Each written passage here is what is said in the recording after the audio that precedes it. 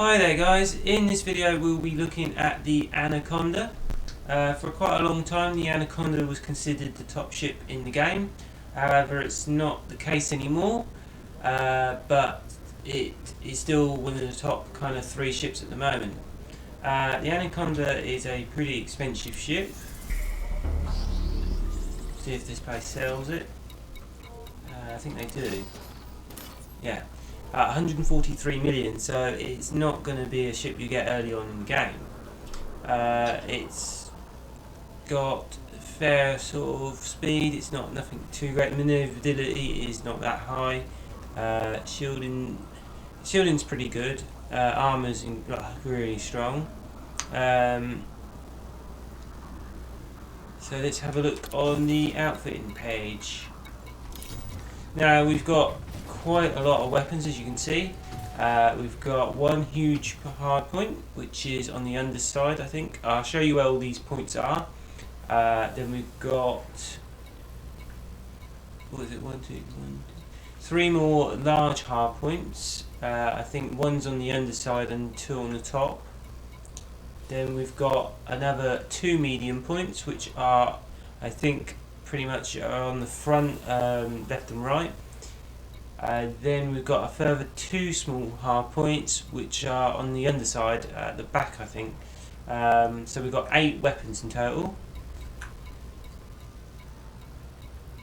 So we've also got 8 utility mounts as well. Like I said, I've fitted shield boosters in there, basically to make the shield very strong. But like I said, that gives you a lot of options of what you want to fit. Is that maybe 9? 8 or 9 utility points. So then we've obviously got some pretty big stuff we can put in there. The reactor, we can put one of the big reactors in, giving us up to 36 megajoules of power. However, that's really expensive, as you can see, 158 million. Frameshift drive. With some adjustments in that, you can get the jump drive range up to about 30, maybe just over that, so you've got a very good range if you need it. However, when you start putting stuff on, it comes down a bit, and as you can see, you will get about the 24, 25 unloaded. With cargo on, you might see about 70, which is still very good for a ship with cargo. Then what else we got? In the internals, we've got one class 7, which, like I said, you could probably switch for shield or cargo space depending on what you want to do. Like I said, I usually go for the cargo rack, but like I say, if you want a stronger shield, depends what you want to use it for. So then we've got 3 class 6 slots. Another 3 class 5 slots, 3 class 4 slots, and a further class 2 slot. So like I said, that gives you quite a lot of space for trading if you want to do that. Like I said, with the current build I have and the shield, that gives you around about the 400 mark. If you drop the shield off, I think it's 464 cargo. So like I said, it's a very capable trade ship. However, it's not unarmed, like I said, with the 8 guns, which make it a pretty strong combat ship also. And the up to about the 30 light year range gives it an excellent ability to go exploring as well. So it's a pretty good all-round ship on all 3 points. The only downside I would say on it is really the manoeuvrability. It can feel a bit sluggish, but for the size of the ship you kind of would expect that. So let's show you a quick look at the ship. And like I said, after I'll show you where the hard points are.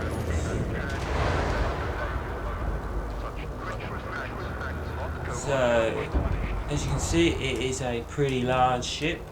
The cockpit is kind of at the back a bit, so it means you're going to see quite a lot of the ship in your view. Like I said, I've gone for a black paint job on this, so that's why it's pretty dark.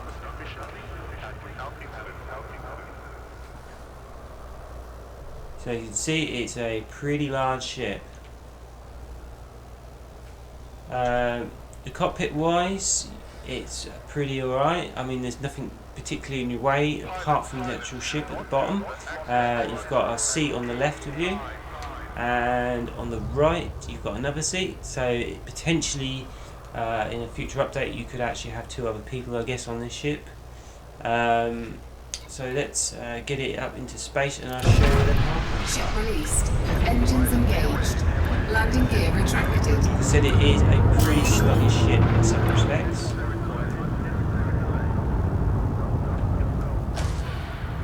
Which can make it kind of difficult to fly. So I'm actually showing you.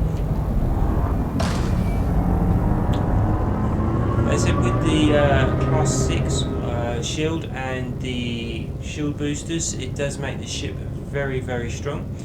You could change that, and instead of having shield boosters, is you could swap the internal compartments out and put shield cells, which would allow you to recharge the shields up quickly. They basically depends on which way you're doing your combat. If you're doing a kind of more player versus player thing, then you probably want the shield boosters. But if you're going and trading, you probably don't. Well, obviously you don't want to lose the internal compartment, so you use shield boosters. Right, so see if we can get some light on the ship.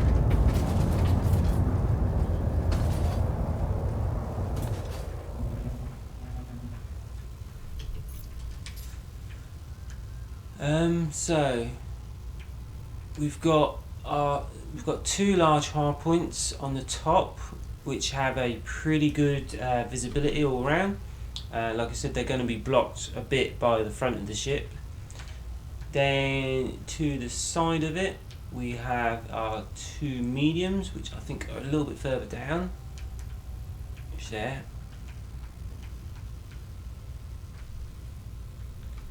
So we got our medium hard points on the front, on the 2 just on the side.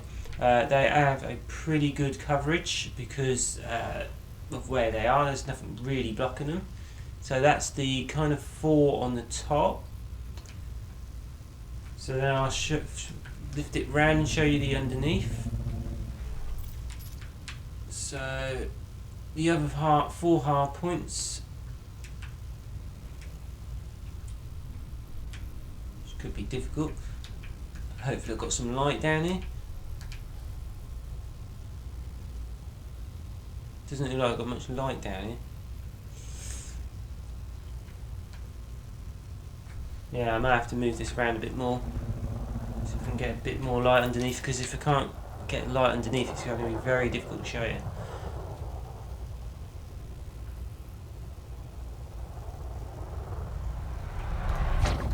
Right, so it's not going to be that bright, I don't think, but anyway.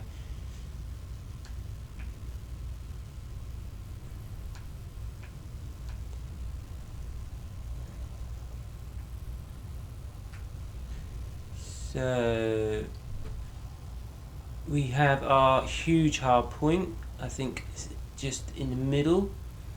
A little bit further down we have our another large hard point. So they have got a pretty good coverage, both of them, because they're near the front. And then finally the 2 class 1 slots. I don't consider them particularly that great. They're right at the back of the ship. It means they've got pretty poor coverage, and because they're kind of class 1s, you're not going to get anything particularly that great in them. You could potentially, I guess, use them for sort of defense sort of thing, but the class 1s are in a pretty bad position. Like I said, I stick in a multi-cannon because they don't use too much energy and they don't use too much space and all that lot. However, that's the Anaconda. It's a pretty good all-round ship. Well, it's a fantastic all-round ship. It's more than capable of defending itself. It's a good training ship, and it's also good for exploration. The only downsides of it, obviously, is the cost of it. The rebuy is pretty high because of the cost. and it's a bit slow on its manoeuvrability. But other than that, it is a good all-round ship that is well worth investment. So guys, that's the Anaconda.